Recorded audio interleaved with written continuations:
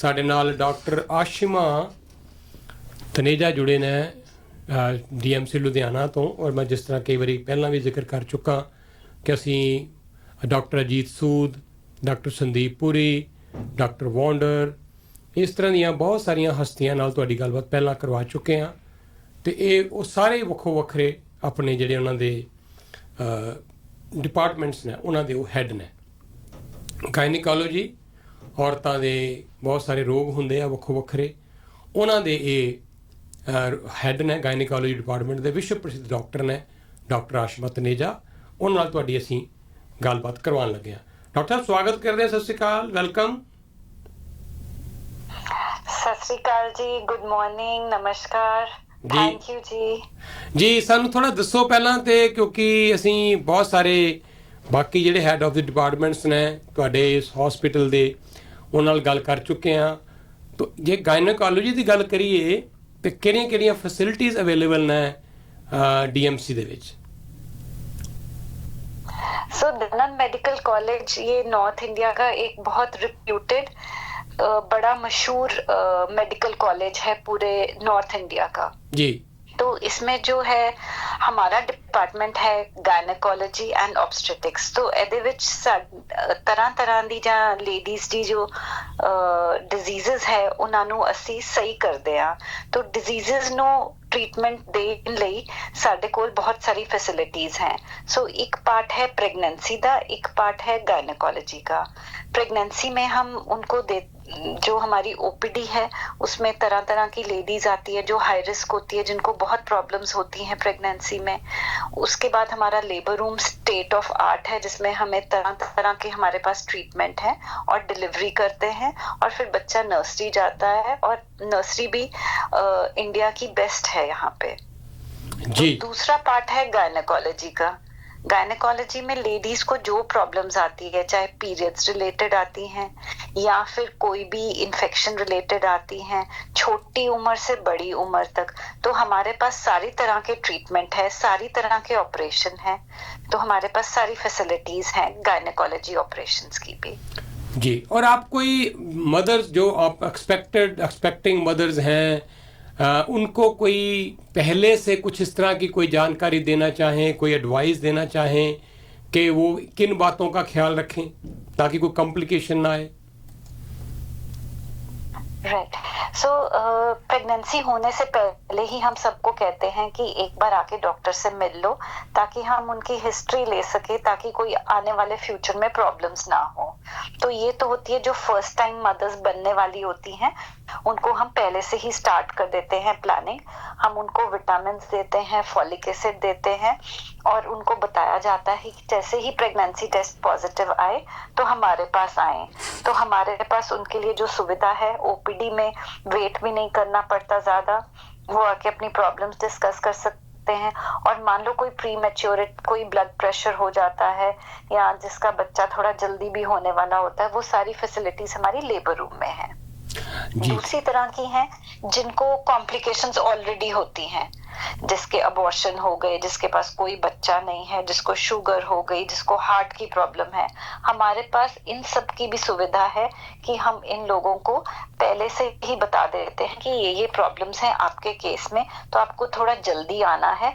मतलब कि थोड़ा जैसे बाकी लोग एक एक महीने में आते हैं तो इनको 2-2 हफ्ते बाद बुलाते हैं, और कभी भी इनको कोई प्रॉब्लम होती है तो एकदम भर्ती करके हम इनका इलाज कर देते हैं। और हमारे हॉस्पिटल में ब्लड प्रेशर के भी अलग से डॉक्टर हैं, शुगर के हैं, हार्ट के हैं, तो वो हमारे साथ मिलके पेशेंट का ट्रीटमेंट कर देते हैं जी। अच्छा डॉक्टर साहब, एक और बड़ी आम तौर पे ये धारणा है कि मदर को नो डाउट रेस्ट चाहिए प्रेगनेंसी के दौरान, पर कई बार ये होता है कि बहुत ज़्यादा लोग ओवर प्रिकॉशन भी लेने लगते हैं। तो काम काज करते रहना चाहिए, कब तक करते रहना चाहिए, किस तरह का करते रहना चाहिए, थोड़ा गाइड करें। प्रेगनेंसी में ऐसा कहा जाता है कि 2 घंटे दोपहर को आराम करना चाहिए और रात को 8 घंटे, इतना आराम काफी है। और जो प्रेगनेंसी को हम डिजीज नहीं मानते हैं, हम कहते हैं कि ये नॉर्मल चीज है, तो अपने रूटीन के काम करने चाहिए। तो उसमें सैर भी करनी चाहिए, रूटीन के काम, बस भाग दौड़ वाला काम बहुत नहीं हम एनकरेज करते, हम कहते हैं स्लो स्पीड पे काम करो।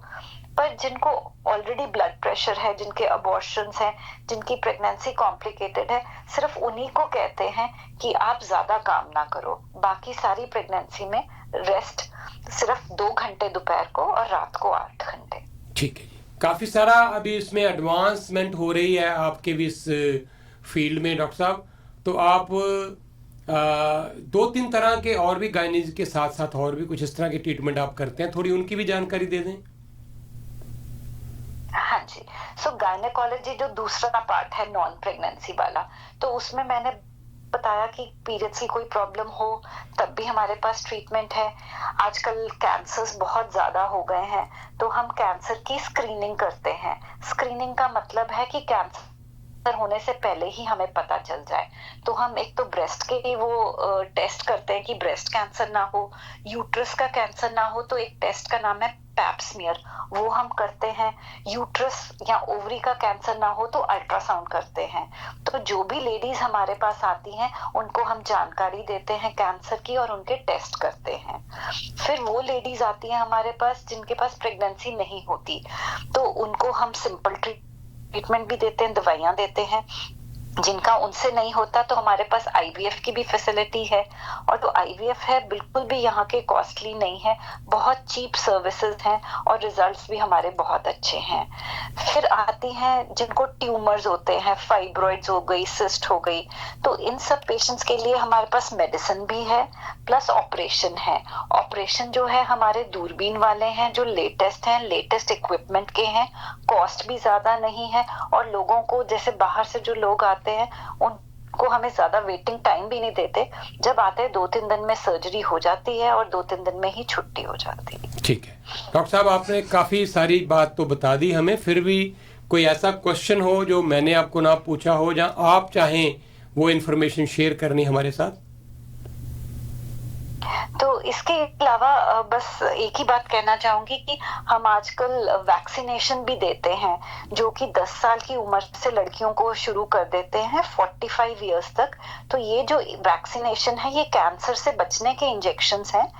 तो ये हमारी गवर्नमेंट कहती है कि हमने सारी गर्ल्स को प्रमोट करना है, इनके कोई साइड इफेक्ट नहीं होते, तो हमें इसकी जानकारी रखनी चाहिए। अगर हम इस एज में हैं तो हम लगवाएं, अगर हमारी बेटियां या बहनें हैं इस एज में तो उनको कहें कि कैंसर से बचने के अब इंजेक्शंस भी हैं। बाकी तो आपने सारा कुछ कवर कर दिया। चलिए डॉक्टर साहब, बहुत अच्छा लगा आपसे बात करके, और जितने भी हमारी लिसनर्स हैं, माताएं, बहनें, और भी इवन जो मर्द भी सुन रहे हों प्रोग्राम को, और आगे चल के हम ये यूट्यूब लिंक बनाते हैं, सबके साथ शेयर करते हैं। किसी की वाइफ हो तो कोई भी किसी तरह की जानकारी लेना चाहे तो मैं एक बार फिर बता दूं, doctor Ashima Taneja head of the department हैं। ये जो डीएमसी है, Dayanand medical college and hospital, बहुत ही रिप्यूटेड ये खुद भी हैं, और उतना ही रिप्यूटेड इनका ये हॉस्पिटल भी है। वर्ल्ड क्लास फैसिलिटीज़ हैं यहाँ पे। तो अगर आपको कोई भी ज़रूरत हो तो ਅਸੀਂ ਤੁਹਾਨੂੰ ਇੱਕ ਨੰਬਰ ਦਿੰਦੇ ਹੁੰਦੇ ਆ ਹਮੇਸ਼ਾ ਹੀ, ਡੀਐਮਸੀ ਲੁਧਿਆਣਾ ਦਾ 9329329327। ਇਸ ਨੰਬਰ ਤੇ ਤੁਸੀਂ ਗੱਲਬਾਤ ਕਰਨੀ ਹੈ, ਤੁਹਾਨੂੰ ਡਾਇਰੈਕਟ ਕੀਤਾ ਜਾਏਗਾ ਉਸ ਡਿਪਾਰਟਮੈਂਟ ਨਾਲ, ਉਸ ਡਾਕਟਰ ਨਾਲ ਤੁਹਾਡੀ मीटिंग या ਤੁਹਾਡੀ अपॉइंटमेंट बुक करवाई जाएगी, जिसਦੇ ਨਾਲ ਵੀ ਤੁਹਾਨੂੰ कोई भी ज़रूरत किसी तरह की होवे। तो डॉक्टर साहब बहुत अच्छा लगा, और फिर कभी समय लगा तो दोबारा आपसे बात करेंगे। धन्यवाद। धन्यवाद जी, थैंक यू सो मच। जुड़े हुए हो ਤੁਸੀਂ रेडियो प्रोग्राम प्रवासी ਦੇ ਨਾਲ।